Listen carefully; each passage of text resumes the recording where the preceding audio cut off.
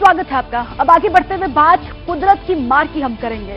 केरल, कर्नाटक और महाराष्ट्र में मानसून ने लोगों की मुसीबत बढ़ा दी है। अगले 7 दिनों तक भारी बारिश की पूरी संभावना जताई गई है।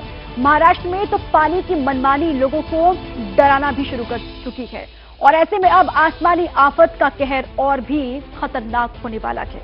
देखिए रिपोर्ट।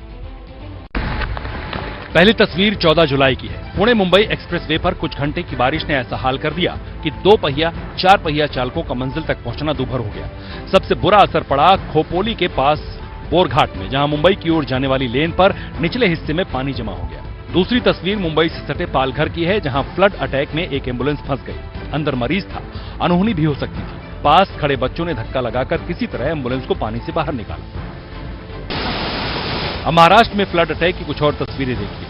नासिक के अंजनेरी पर्वत पर भारी बारिश की वजह से कई टूरिस्टों की जान पर बन आई। अचानक इतना पानी आया कि जान बचाने के लिए भागना पड़ा।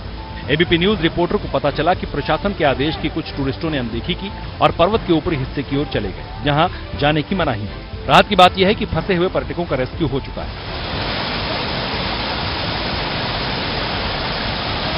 आसमानी मुसीबत के निशान कोंकण रेलवे लाइन पर भी बिखरे हैं। भारी बारिश से लैंडस्लाइड की घटना हुई और कोंकण रेलवे लाइन कुछ इस तरह जाम हो गई। कई ट्रेनों को रद्द करना पड़ा।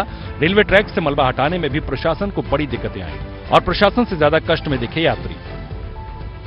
कोंकण रेलवे ट्रैक पर लैंडस्लाइड का मलबा गिरने के कुछ ही देर बाद वहां से तेजस और जनशताब्दी एक्सप्रेस जाने वाली थी, जिन्हें सही वक्त पर रोक दिया गया और रत्नागिरी रेलवे स्टेशन पर उन ट्रेनों में चढ़ने वाले यात्रियों की भीड़ बढ़ गई। कुछ ने तो टिकट का पैसा लौटाने के लिए हंगामा भी शुरू कर दिया।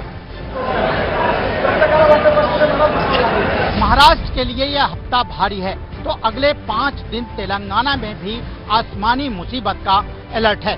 निजामाबाद, मेडर और कामारेड्डी में तूफान और बिजली का असर देखने को मिल सकता है। 40 किलोमीटर प्रति घंटे की रफ्तार से चलने वाली तूफानी हवाएं तेलंगाना के लिए मुसीबत खड़ी कर सकती हैं।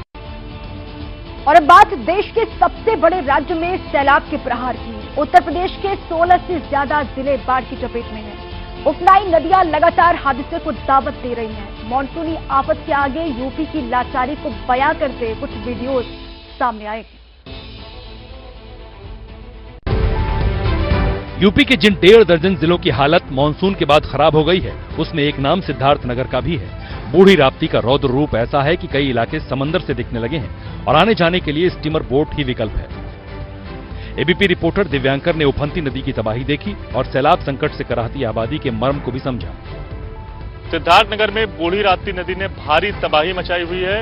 आने जाने वाले रास्ते जो है वो भी प्रभावित हुए हैं, तो कहीं ना कहीं लोगों को जो एक ओर से दूसरे इलाके में जाने के लिए जो स्टीमर है उसका सहारा लेना पड़ रहा है, बोट का सहारा लेना पड़ रहा है। और ये तस्वीरें हम आपको दिखा रहे हैं सिद्धार्थनगर की, जहां पर इस तरह से बूढ़ी राप्ती का पानी लगातार बढ़ रहा है और जिससे चलते लोग जो हैं वो काफी ज्यादा प्रभावित हो रहे हैं। तस्वीर आप देख पाएंगे किस तरह से यहाँ पर लोग जो हैं वो स्टीमर से यहाँ पर पहुंचे हुए हैं और उसके बाद यही स्टीमर इन लोगों को एक ओर से दूसरे ओर लेकर जा रही है। एकमात्र जो सहारा है वो यही नाव है और नाव के सहारे ही लोग एक ओर से दूसरे ओर जा रहे हैं। और ये मत समझिए कि सिद्धार्थनगर को सिर्फ कुदरत की मार पड़ी।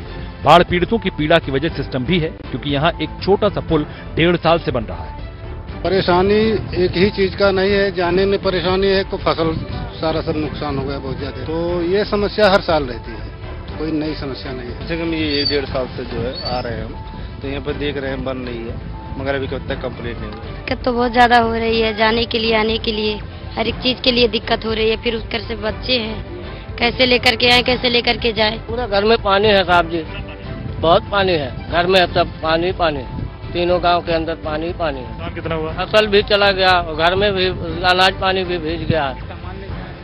सिद्धार्थनगर जैसे हालात लखनऊ से सटे उन्नाव के भी हो चले हैं। गली और सड़क पर नाव निकल चुकी है, क्योंकि पैदल निकलने का मतलब है जान दांव पर लगाना।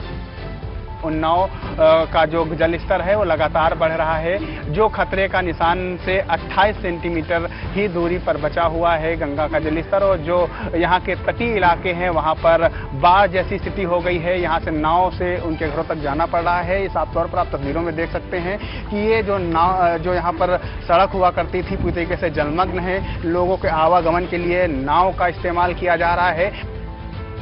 उधर बस्ती में बाढ़ का पानी अटल आवासीय विद्यालय में घुस गया। मनोरमा नदी के कोप ने शिक्षा पर ब्रेक लगा दिया। कोरोना महामारी में अनाथ हुए बच्चों को इस स्कूल में फ्री एजुकेशन दी जाती है। फ्लड अटैक से स्कूलों में छुट्टी करनी पड़ी। हालांकि असली मुसीबत कर्मचारियों की है जो पानी के अंदर जाकर ड्यूटी करने को मजबूर है। उधर वाराणसी में सारनाथ बरईपुर की मेन रोड बारिश की वजह से धंस गई। वाराणसी विकास प्राधिकरण के सचिव की तरफ से जिम्मेदार ठेकेदार और कंस्ट्रक्शन कंपनी पर 50 लाख का जुर्माना लगाने और एफआईआर दर्ज करने का आदेश दिया गया है। बाढ़ की समस्या को लेकर लगातार गृह मंत्रालय मॉनिटर कर रहा है।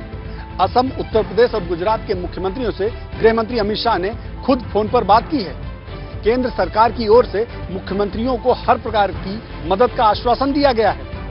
असम पर केंद्र सरकार का सीधा फोकस है क्योंकि फ्लड अटैक का सबसे बड़ा केंद्र असम को माना गया है, जबकि उत्तर प्रदेश और गुजरात में बड़ी बारिश की वजह से टेंशन बढ़ी हुई है।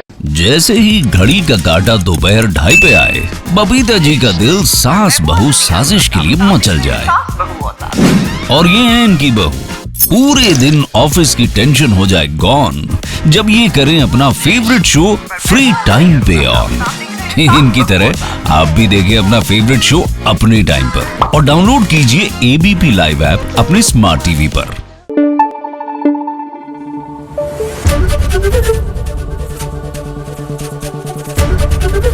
एबीपी न्यूज आपको रखे आगे।